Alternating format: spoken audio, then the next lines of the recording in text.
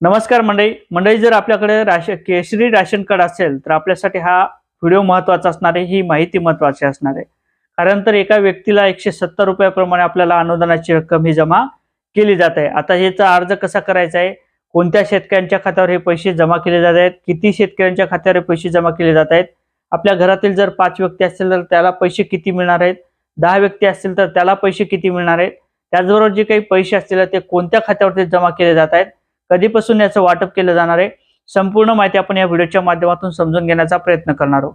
तर मंडळी, मी गणेश ठाकरे, न्यूज आगरी चॅनलवर आपलं सहर्ष स्वागत आहे। तुम्ही चॅनलवर नवीन असाल त्या साईडला एक सबस्क्राइबचं काळं किंवा तांबडं बटन दिसेल, त्याच्यावरती क्लिक करा। जर तुम्हाला हा व्हिडिओ आवडला तर नक्की शेअर करायला विसरू नका, आणि जरी हा व्हिडिओ मोठा झाला तर हा व्हिडिओ शेवटपर्यंत बघायला सुद्धा विसरू नका, कारण तर माहिती आणि आपल्याला जी काही रक्कम असेल ती कशा पद्धतीने मिळवायची याची माहिती आपण या व्हिडिओच्या माध्यमातून समजून घेण्याचा प्रयत्न करणार आहोत। तर मंडळी, मी गणेश ठाकरे, न्यूज आगरी चॅनलवर आपलं सहर्ष स्वागत आहे। परत एकदा सांगतो, चॅनलवर नवीन असेल तर चॅनलला सबस्क्राइब करा।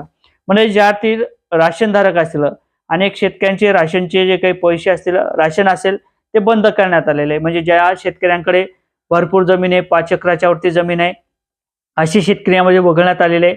त्याचबरोबर जर आपलं राशन कार्ड नवीन असेल, आपलं कुटुंब जर विभक्त केलेलं असेल, वेगळं केलेलं असेल, तर अशा शेतकऱ्यांचं सुद्धा राशन हे बंद करण्यात आलेले आहे। जर आपल्याकडे ट्रॅक्टरच्या व्यतिरिक्त अवजार 4 व्हीलर असेल, 2 व्हीलर असेल किंवा इतर जे काही यंत्रणा असेल जी आपल्या शानशोकासाठी असते, त्याचे सुद्धा जे काही राशन असेल ते बंद करण्यात आले होते, आणि त्या शेतकऱ्यांना एक महत्त्वाचा दिलासा देण्यात आलेला आहे राज्य सरकारच्या माध्यमातून, अन्न सुरक्षा योजनेच्या माध्यमातून, अन्न पुरवठा विभागाच्या माध्यमातून त्या शेतकऱ्यांना प्रति व्यक्ती 170 रुपयाप्रमाणे अनुदान दिलं जाणार आहे।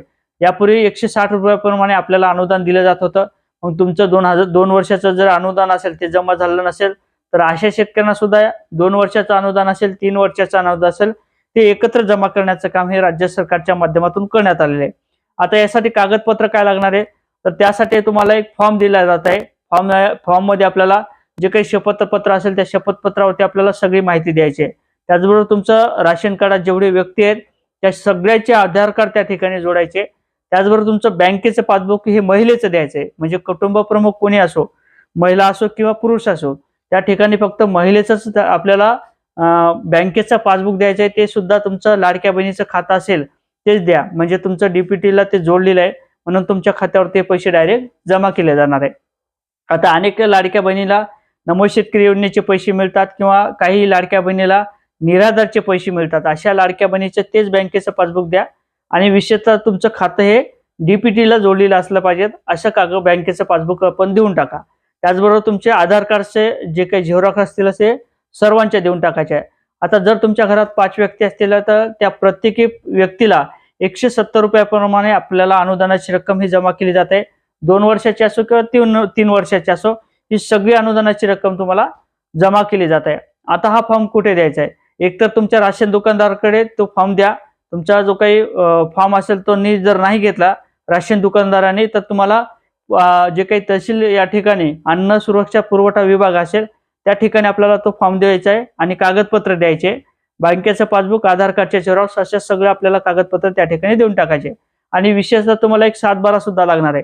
जर एखाद्या महिलेच्या नावावरती त्या ठिकाणी जमीन नसेल तर तुमच्या मालकाची जमीन 7/12 त्या ठिकाणी तुम्ही लावू शकता, आणि अशा पद्धतीने त्या ठिकाणी आपली कागदपत्र द्या।